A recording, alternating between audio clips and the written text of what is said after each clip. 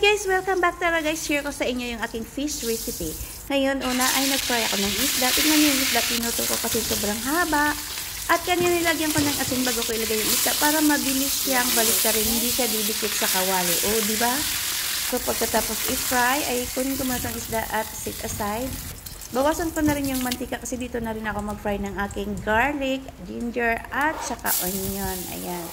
Nag-chop ako kanina habang ako ay nagpiprito ng aking isda. Konting mix lang hanggang sa magiging toasted ng konti bago lagyan ng konting tubig, oyster sauce, dark sauce, at saka light sauce. Mix lang ng konti bago ilagay itong isda. Kasi itong isda guys ay medyo matabang kaya mas masarap siya sa ganitong recipe para magkakaroon siya ng lasa. Ayan, baliktad-baliktarin para mag-absorb yung ating sauce. Ayan, ang bango. So, konting sili. Mas masarap to pag may konting anghang.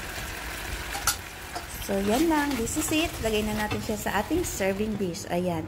Konting decoration. O, diba ang ganda na ng itsura? Dinugtong ko na yung isda. And final touch, spring onion. Now, ready to serve. Thank you for watching.